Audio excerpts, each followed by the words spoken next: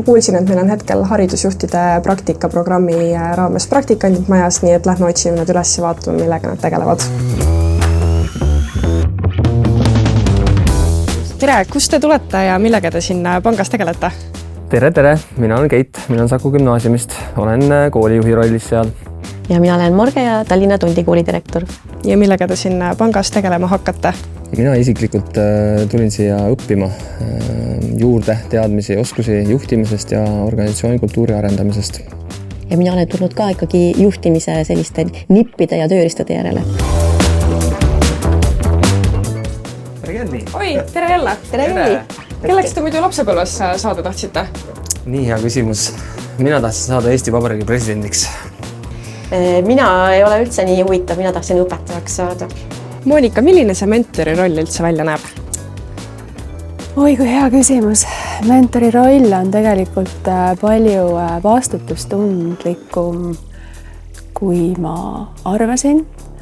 Aga ta annab samas väga palju energiat mulle, et ma tunnen, et ma ise õpin selle käigus. Ma loodan, et sama palju kui minu mentee. Tere, jälle mina siin. Oi, jälle sina. Kas teil olid mingid eelarvamused ka enne panka tulemist? Kas nad vastasid tõele? Ausalt öeldes olid küll. Mina arvasin, et pank on selline jäik ja numbri ja kasumi keskne ja inimesed on võib-olla seal tagaplaanil ja nii edasi. Aga praegu mulle tundub, et need numbrid on pigem seal, see on see töö, mida tehakse, aga tegelikult on inimesed hästi suures fookuses, et tegeldakse kogu aeg nende heaoluga, nende toetamisega, nende arendamisega, et see on hästi positiivne.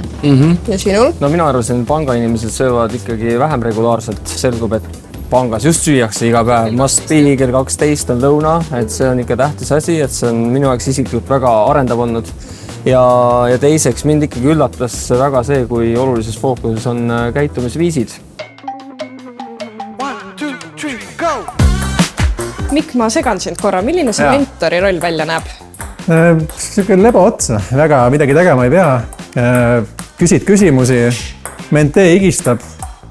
Ja selline mu päev ongi. Kas te olete muidu selle lühikese aja jooksul midagi uut ka siin pangas juba teada saanud? Siin on hästi selgelt näha see, et hea juhtimine tähendab väga selget prioriteetide hoidmist fookuses. Ja tegelikult jällegi see, et andmed ei ole mitte kontrollimiseks, vaid andmed on paremate otsuste tegemiseks. Et kõik need asjad on vaja endale uuesti meelde tuletada. No mina olen enda kohta palju uut avastanud ja üks tähtsamaid asju, mida ma siit kaasa võtan, on selgus. Ma lihtsalt selle märksõna toon, et laiemalt, et enda peas, et mida ma tegelikult ise endas muutma peaksin juhina, kui ma lähen tagasi oma organisatsiooni ja teisalt, milliseid võimalusi pakkuda oma kaasjuhtidele selleks, et nemad saaks ka lennata. Kas see töö on muidu 24/7 või saab vahepeal puhata ka?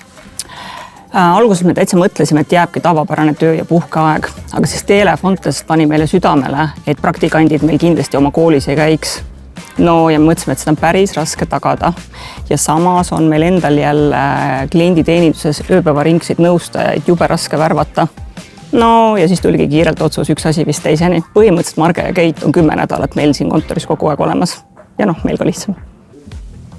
Miks pank on otsustanud osaleda selles programmis? SEB osaleb selles programmis juba selle programmi algusest peale. See tähendab tänaseks juba 7 aastat ja me osaleme selles programmis ikkagi eelkõige sellepärast, et siin on ühendatud nii andmise kui ka saamise rõõm. Ühelt poolt võimaldab see meie juhtidel läbi oma teadmiste ja kogemuste jagamise panustada Eesti haridussüsteemi. Teiselt poolt toovad tugevad ja kogenud haridusjuhid meie organisatsiooni värskust teistsugust strateegilist perspektiivi, mis on meie kolleegide poolt väga hinnatud. Kui te kooli ei juhi või pangas ei ole, siis millega te vabal ajal tegelete?